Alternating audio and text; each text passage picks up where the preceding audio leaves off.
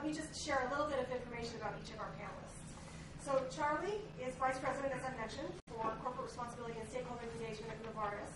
And he's worked for Novartis in a variety of capacities, including at different times as the regional head in Asia, the Middle East, Africa, Australia, and New Zealand, and that very exotic locale, North America, and that's in fact where he's based now. Déthié is the coordinator of the Adaptation Fund Bureau, as I mentioned, and he comes from Senegal. He's actually in town for several reasons around Climate Week, so his project has received quite a bit of attention, again in partnership with the Adaptation Fund. In fact, the BBC and the Rockefeller Foundation lauded his work earlier today. Labovitch is the Director for Emerging Market Growth and Partnerships at MWH Global. It's a position that he created there based on his leadership previously with the Millennium Challenge Corporation, where he was the Director of Finance, Investment, and Trade, and also the Director for Environmental and Social Performance. He's also worked at the White House Council on Environmental Quality, or CEQ, as their Climate Adaptation Manager. And I know that we've also heard from Rick already. So I'm going to start so that we can all hear a little bit more about these projects that we're awarding today by asking Charlie to explain more about your award-winning work. Okay, great. Thank you, Joyce. Thank you for your work. So Novartis being a leading healthcare company, innovative prescription pharmaceuticals, generic pharmaceuticals, and eye care products, it's had a long history of philanthropic programs, donating medicines for conditions like leprosy, and then a little over 10 years ago started providing malaria treatment at no profit, coordinated through the WHO. And really recently, 2007, we started this program called Healthy Family that was described. And we started it in India, really at the suggestion of C.K. Prahlad, who came and spoke to our board of directors and told them you shouldn't just look at developing countries as needing philanthropy or even nonprofit activities. You can find business opportunities even with people that have very little money, $2 to $10 a day. So that was the charge that a group took on in India in 2007, was to create a sustainable model where we provide health education, diagnostics, we provide access to a healthcare worker, a trained healthcare worker, and we provide affordable medicines in smaller pack sizes, customized so that people can read them in local dialect and they're affordable. And the whole goal was to turn this into a profitable venture. Not as profitable as the mainstream business, but something that's sustainable so that as it scales over time, we can continue to invest and generate a small return. So now, in the last 2 years, it's also been expanded to Vietnam, Kenya, and Indonesia, which have very different types of healthcare systems. So we want to see if it can work in a different type of system than India before we scale it up even more dramatically. Great. Thank you so much. I know one of the things that the judges were really impressed by was that this is a project that has return on investment. So it is sustainable in that it is not a philanthropic gift. Some of the conversations that have gone on this week have really revolved around that question of how do we keep the funding coming? Well, one way certainly is to make sure that it's affordable, but also part of the marketplace. So it's very interesting. So Déthié, tell us more about your great work. Thank you, Joyce. So I'm from the Ecological Monitoring Center, I'm the Suivi Ecologique, which is an organization based in Senegal and specialized in environmental monitoring, using mainly geospatial technologies, GIS remote sensing. And we have been accredited in 2010 as the first national implementing entity for the Adaptation Fund. And we submitted also the first project in close collaboration with 3 national executing agencies. One of those is the association, the local women association called Dynamic Fund. And the main objective of this project was to help communities develop their adaptive capacities by building protection facilities, but also by reclaiming land gained by salinity to allow communities to develop their rice growing activities, which is very important in some areas. And we have also, for this project, a lot of awareness raising activities for local communities, and also some regulation activities and so on. Thank you very much. I think one of the things that was really stunning for the judges about the CSE project is that it has made measurable impact in a relatively short amount of time, and that impact is being seen not only by the communities in which it's working, but actually around the country. And so the ripple effect is quite astounding because other leaders are now wondering how they can begin to make more resiliency work into their work and their projects as well. Nice leverage there. So Loren and Rick, both of you have been involved in adaptation for over a decade, which is a long time, especially since many of us in the room are relatively new to the subject. I'd really like to hear from each of you what are some of the examples of astounding adaptation you've seen globally that you think the audience here would like to hear about. Well, first of all, thank you, Joyce, for the invite to come, and thank you for being part of this. It's been fantastic to be a judge and look at so many great applications that came in. I could talk about a lot of different companies and a lot of good work that's going on. I think we can point to things like Lever's Sustainable Living Plan and Koch's RAIN initiative in Africa, Gannon's Livelihood Fund, so on and so forth. But I thought I'd take the opportunity right now to build on some of your comments and talk about some of the things in the two award winners that I have next to me that really stood out for me as a judge on the panel, and I'll just bring us to where we are today. So with CSE, again, I want to commend the work that you guys are doing. There were a couple things here that really stuck out for me. One, the CSE and Adaptation Fund program is really focused on discrete climate risks, and adaptation being a very broad base of knowledge and issues that we're trying to tell. The CSE program, I think, is a good example of something that's very focused on very specific climate vulnerabilities, and it's focused on the most vulnerable segments of the population. So really zeroing in on erosion and saltwater intrusion, I think, is one commendable part of the program. Secondly, and I know it was mentioned by Rick and Joyce earlier, but the strong partnering arrangements between government, private sector, and civil society, and very locally oriented, working with local business and local government, is really important to adaptation, and I think the CSE program is a great example of that. Third, I want to highlight the emphasis on working with women. This really stood out for me. Not only are women an incredibly important part of the economy, but in this case, their indigenous knowledge of the interaction between the climate and livelihoods in this part of Senegal was really important to bring into the program.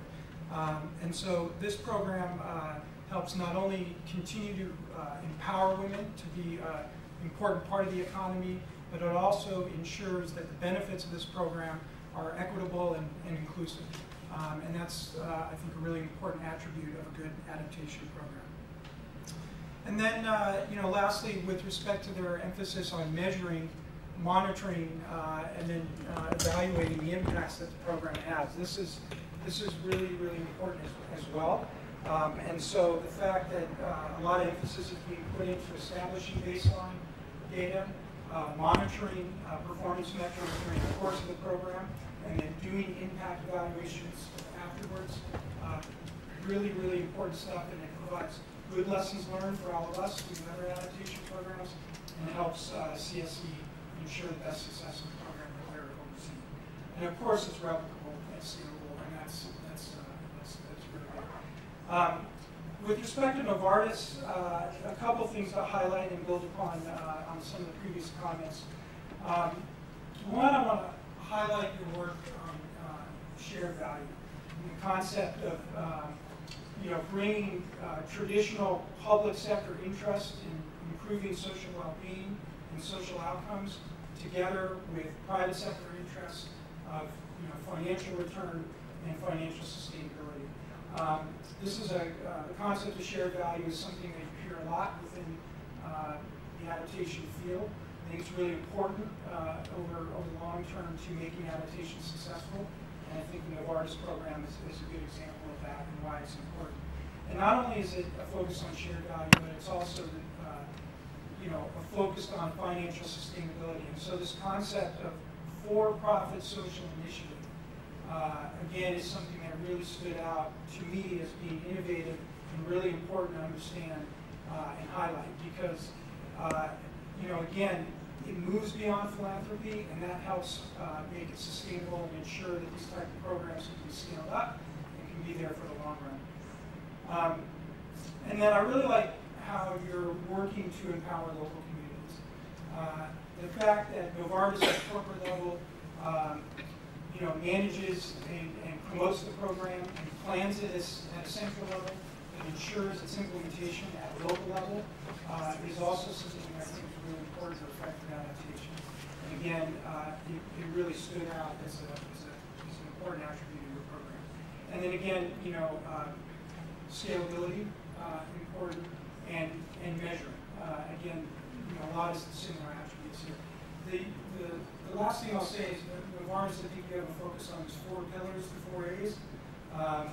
Improving access, affordability, building awareness, and making sure these things are adaptable. That's just fantastic. It keeps the program very focused. You know exactly what you're trying to achieve day in and day out. Makes it easier to measure.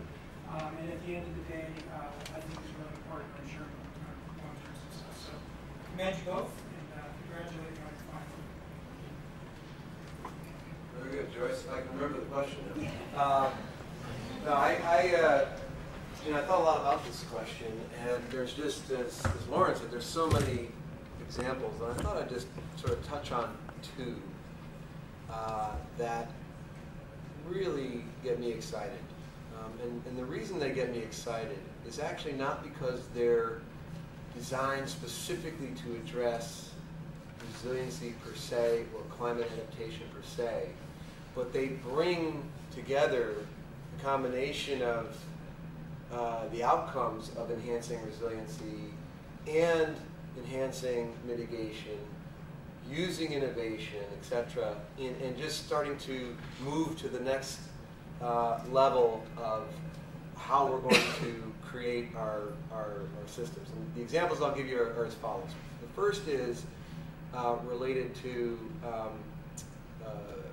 company called Encore, which is a transmission utility in Texas. And I will note that we have the honor of having Jeff Williams from Entergy in the audience here today. And if anybody wants to know what a top-notch utility that deals with resiliency is all about, you should talk to Jeff, because they're doing such great work. But let me give you just some insights into what Encore is looking at. And I don't even know that they would define it per se as a resiliency position, but they're talking about enhancing reliability, reducing costs, improving service.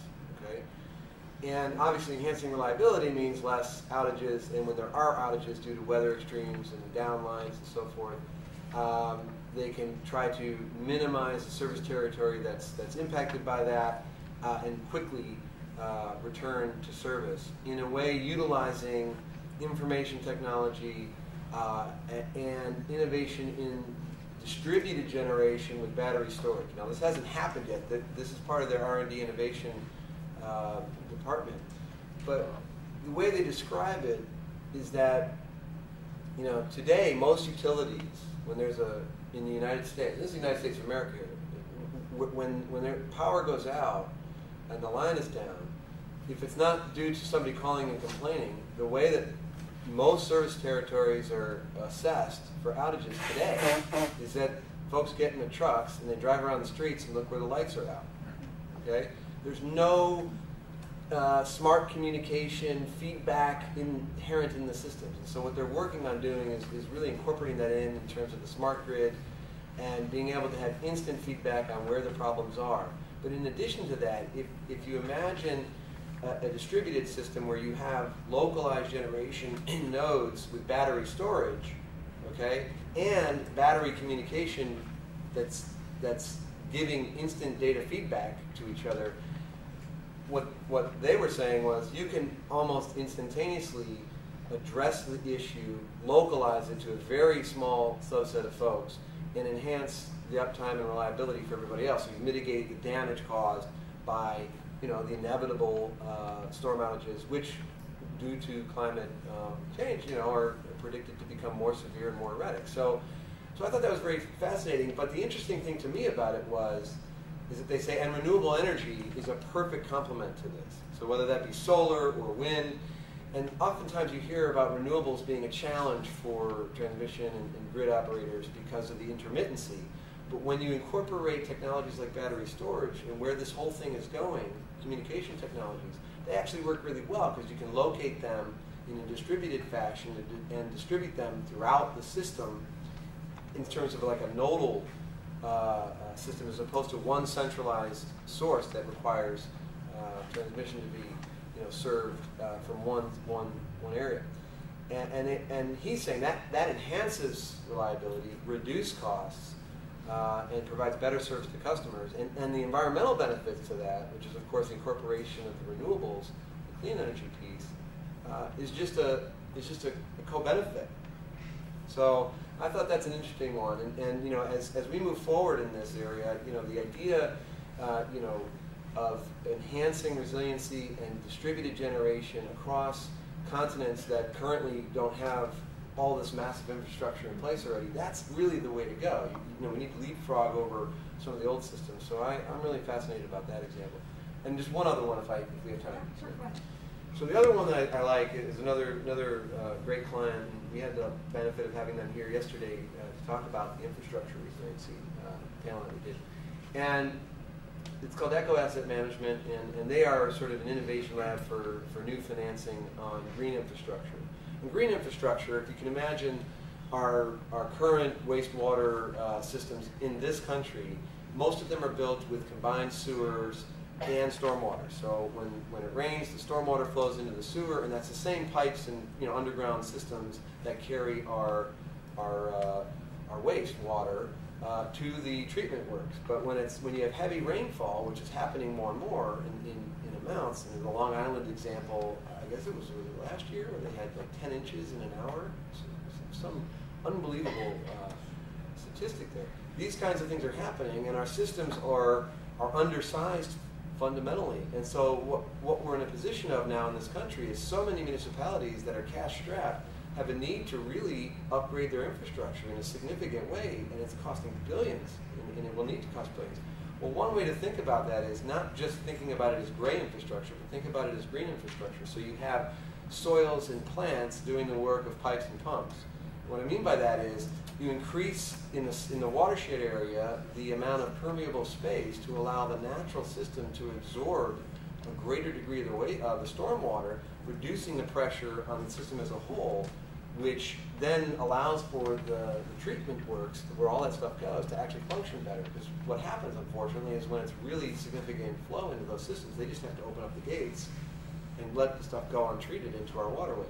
We've got real problems in the city of Chicago on that, with the Chicago River, and all across the country. And so you're staring at a really huge capital infrastructure need there. And one of the ways that they're working on doing it is working with cities like Philadelphia and DC, and they're talking about a river restoration in Los Angeles, utilizing the natural systems and the green infrastructure and increasing permeability throughout the system, just as a better design element to reduce the need for capital in the traditional gray infrastructure. And that's a really exciting opportunity. Those are great examples. One thing you said really stuck out for me. You were talking about Encore, and you said they probably wouldn't call it adaptation, but, and then you went on to describe the project. And I think that's something that Ndiaye is very, very aware of, that there is a ton of adaptation best practice around the world. Novartis, BASF, HSBC, Abbott, and many of the others who applied probably do not call out the climate adaptive elements of their project very frequently. And one of the ways that Ndiaye believes that we need to scale this conversation is to become more familiar with and talk about these projects more vocally. This week we've heard a lot about corporate commitments that are trying to galvanize governments at all scales. And so I think what I'd like to ask the panel is, what do you think is needed in order for the corporate influence, which is so great? Multinational corporations have such an incredible influence on all scales of government, to really increase the adaptation policies throughout governments. And I'll just call out again Déthié's work at CSE, because the Senegalese government is very involved with the work that you're doing, and you have in fact influenced them. So here already we have a winner in that category. Any other suggestions that coming from the panel? I think the audience would love to hear. We'll make this about a 1-minute response, if possible, for each of you. Who'd like to start? Loren? Okay. Well, a couple things I'll say.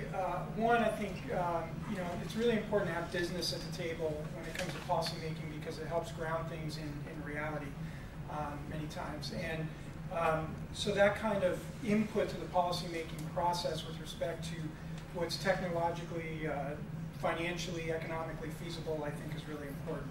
One. Two, I think we need corporations, business to continue to demonstrate thought leadership and to provide a type of innovation with respect to financing and technology, community engagement, those type of things that help demonstrate to policymakers what kind of things can be catalyzed by good policy.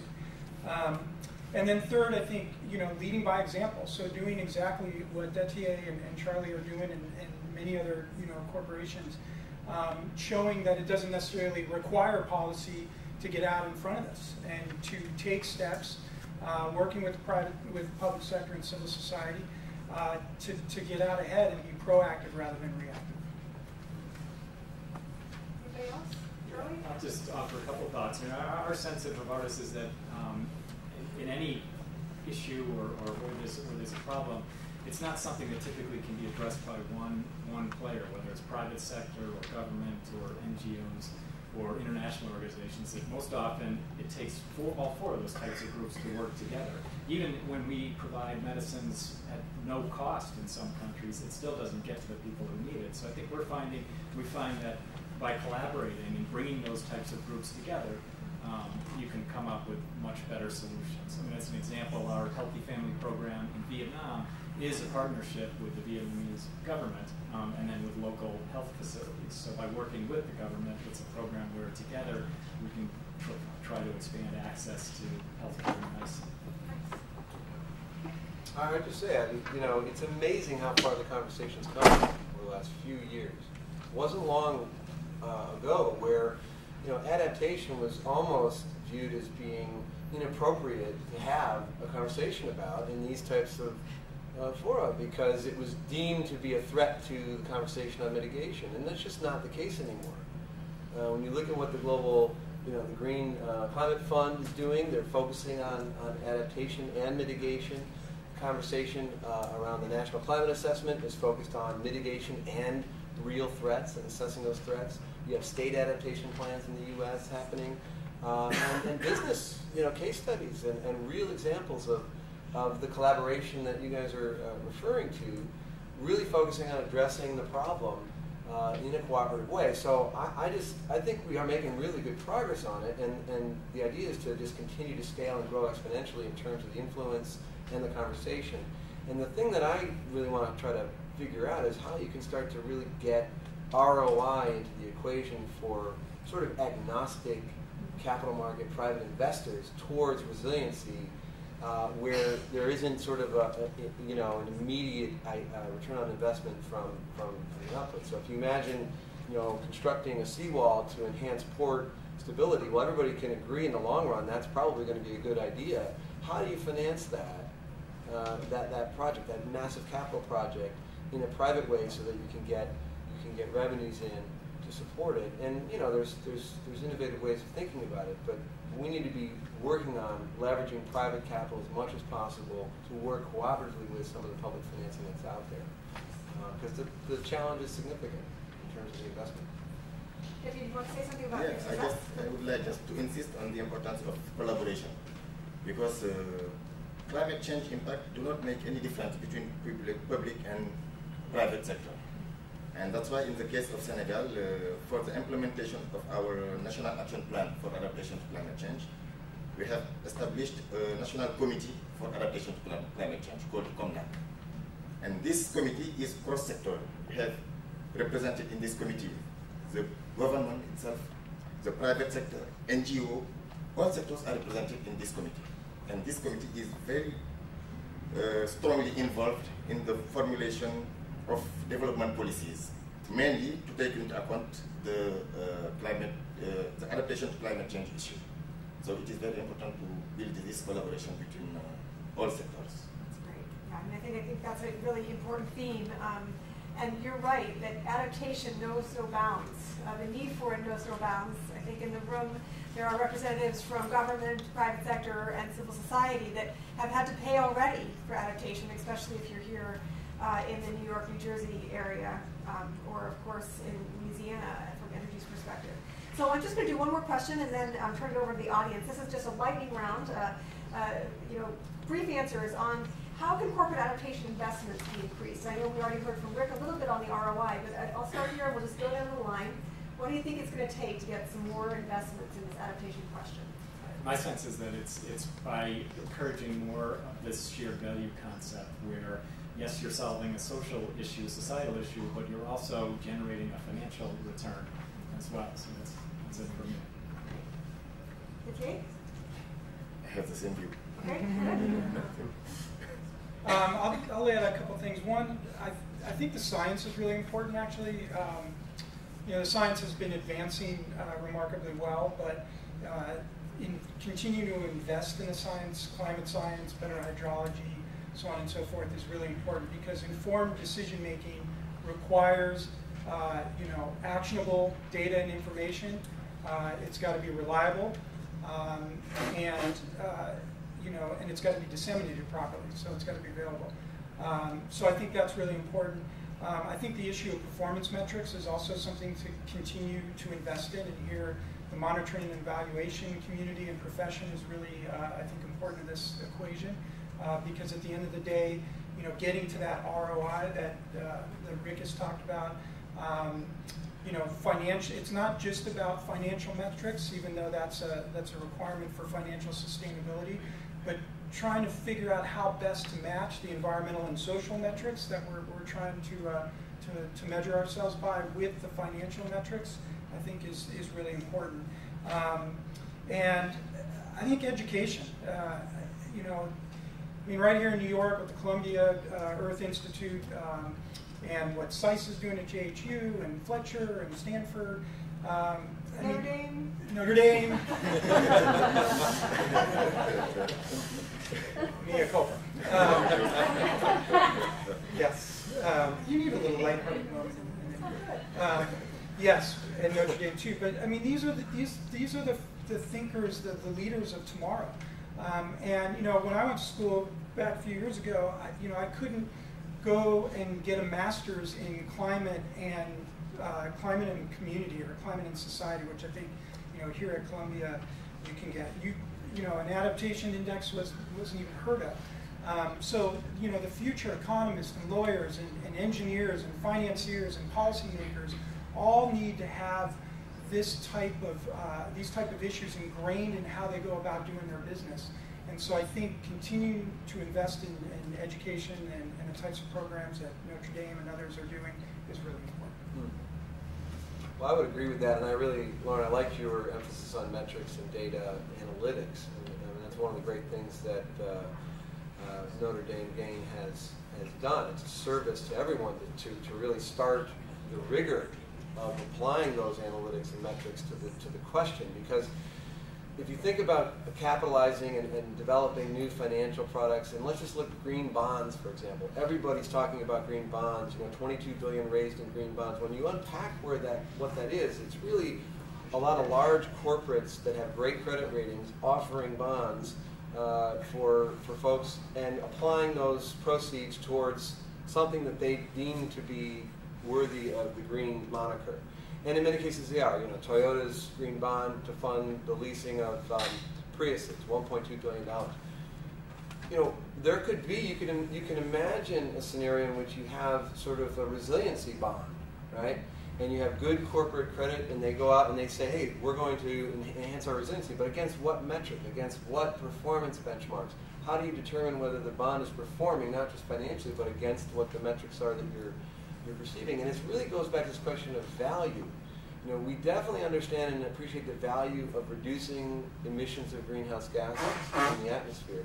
There is real value in enhancing the resiliency for the impacts that the systems are already in place. The inertia in the climate system is there. If we shut down every factory today, we still have to address this problem. And we obviously have inertia in our political systems and in our economic systems. It's going to take time to transition this economy over to the low-carbon future. And it's happening, and it's great. But because of that inertia in both the political and in the climate systems, this is a real issue, and we need to start creating the new financial models and tools against these metrics that will allow us to start to, open up some new opportunities for investment.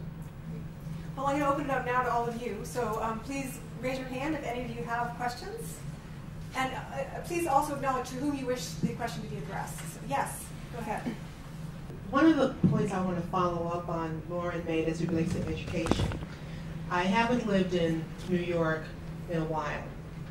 And basically I've been in the Midwest, Middle America, where people are still questioning, is there a climate change issue? So at the end of the day, we still have a lot of education to do, at least in this country, with the vast majority of our folks.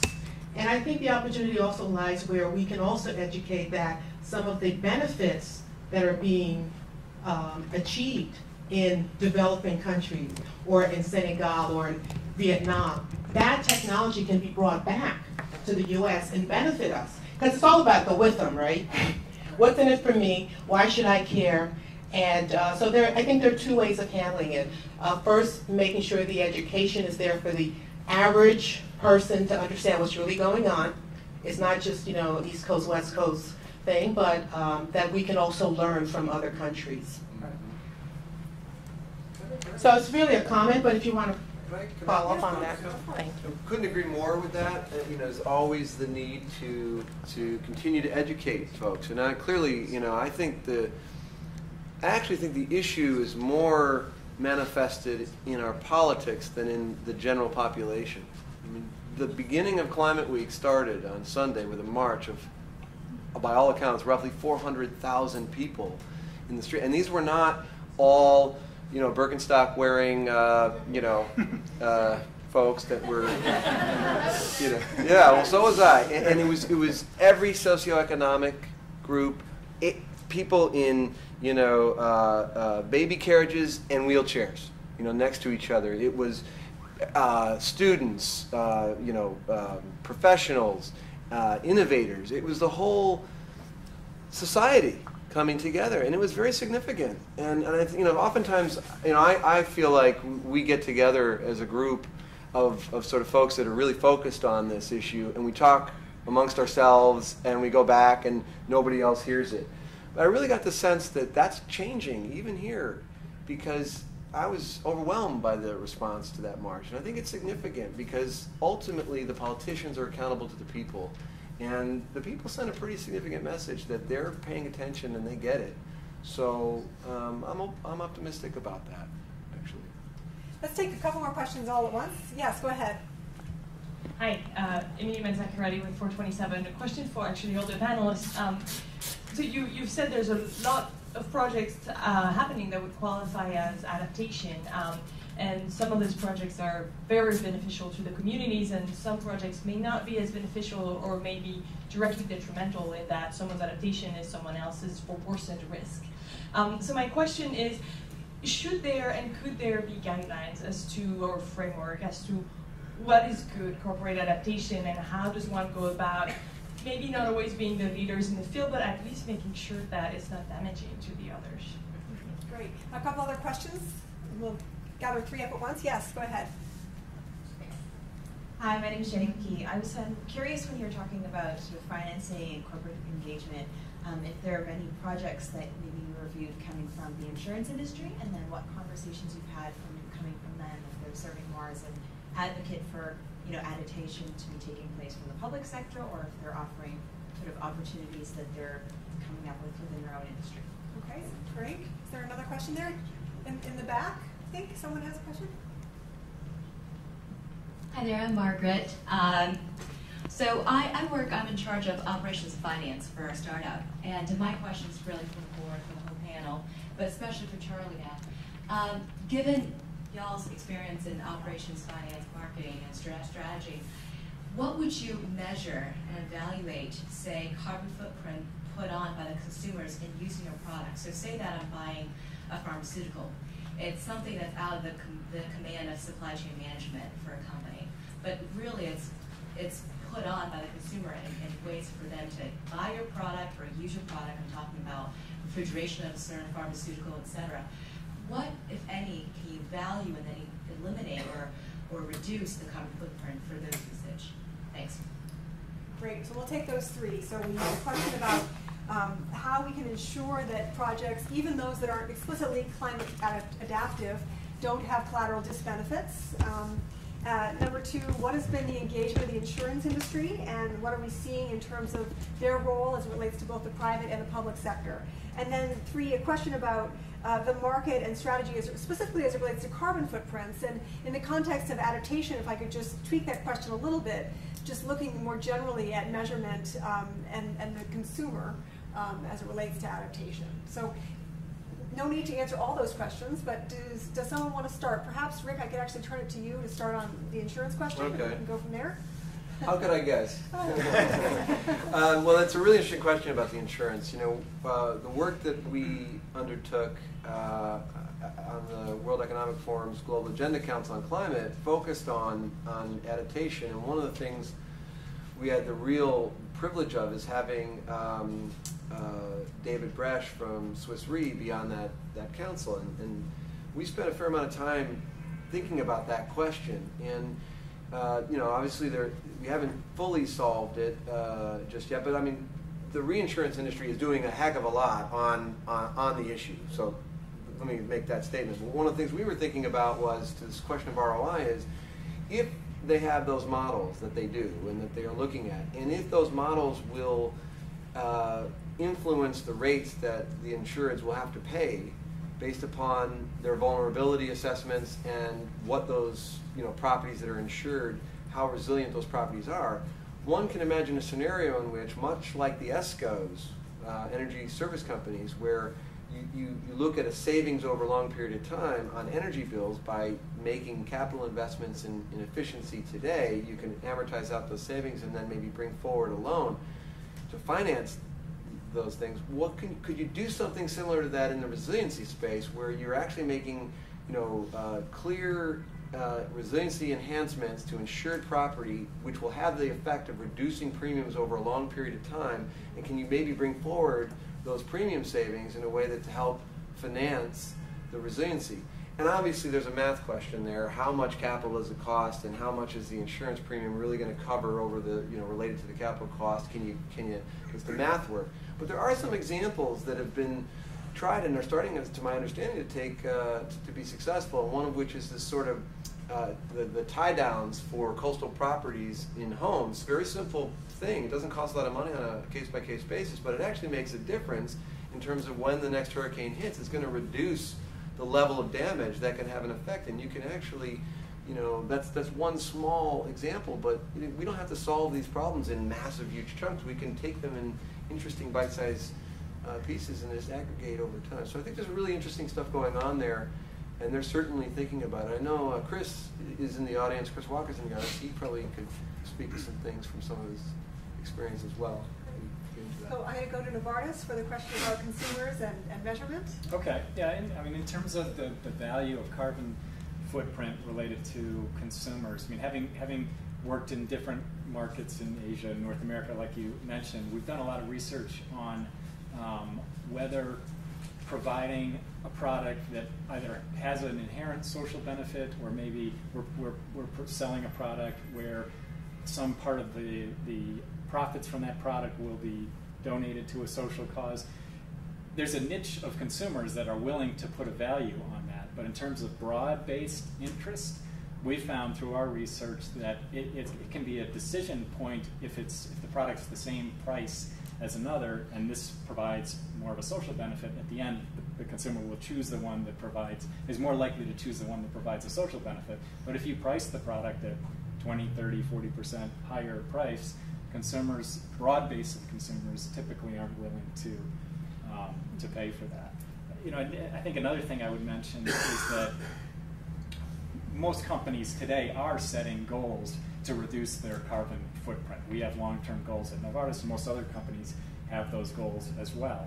You know, and I think as investors and other stakeholders of companies have that expectation and continue to ask us, what's your carbon footprint reduction plan, that will in and of itself help push companies to achieve these types of goals. I don't get the sense that it's necessarily going to be driven by consumers. Maybe the 400,000 people needs to grow to a much larger point to make that happen in companies, but it's more investors and other stakeholders, NGOs asking us those types of questions. Anyone want to take the collateral benefits question? Loren, do you want to? Yeah, I can talk about that. Well, first of all, this is a really important point on collateral disbenefits, if that's the right word. And this is why, tying it back to the education point that I made and tying it back to the inclusion of women, social science is really, really important to good adaptation, design, and implementation for this very reason. And MWH Global, the company that I work for now, we're looking to expand our work in international development and urban resilience and these kind of things. So we need good engineers and this and that, but we need, in my very strong view, we need good social scientists to sit alongside with the engineers and the economists and the others.